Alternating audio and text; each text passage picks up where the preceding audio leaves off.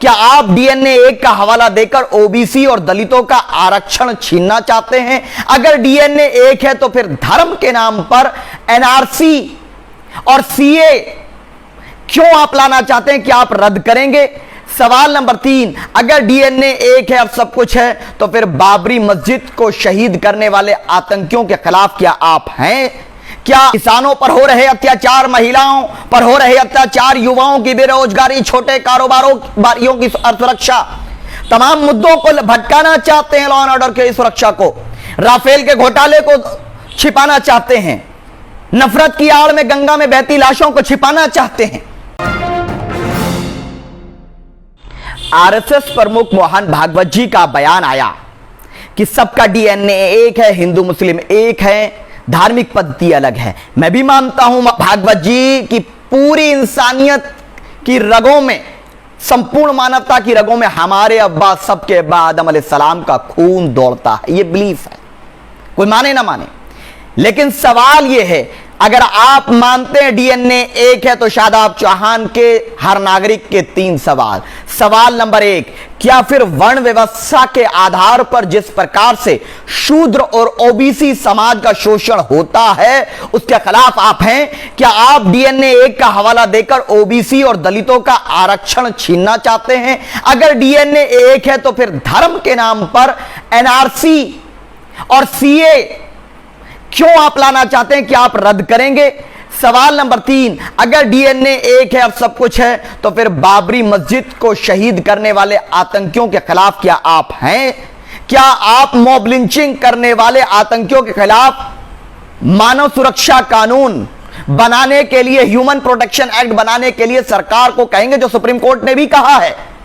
क्या जो मुसलमानों पर, दलितों पर और पिछड़ों पर आपत्तिजनक टिप्पणी करने वाले, कभी मंदिर से प्रवेश से रोका जाता है, कभी ओबीसी समाज को, मल्ला समाज को, कच्छप समाज का शोषण किया जाता है, कभी आदिवासियों का किया जाता है, कभी मुसलमान को देश से बाहर फेंकने की, भाजपा के प्रवक्ता ने कहा बाहर फेंक दो, एक बयान आया कि मुसलमानों को काट देंगे, कहीं आया कि दलितों को घोड़ी नहीं चढ़ने देंगे, कहीं आया कि ओबीसी समाज को हम अत्याचार करते हैं, उनको राजनीतिक हिस्सेदारी नहीं दी जाती है। क्या इस प्रकार से डीएनए 1 का यही फॉर्मूला है? 2 बातें हैं भागवत जी, या तो आप उस हिंदुत्व के एजेंडे को नकार दीजिए जो सावरकर, गोलवलकर और हेगडेवार ने तैयार किया था कि कोई भी ईसाई और मुसलमान देश के लिए नहीं सोच सकता, अच्छा बंच ऑफ थॉट में लिखा था।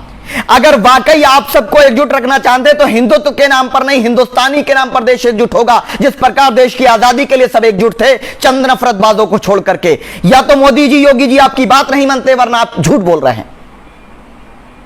या तो आपका फॉर्मूला है कि हाथी के दांत दिखाने के कुछ और, खाने के कुछ और।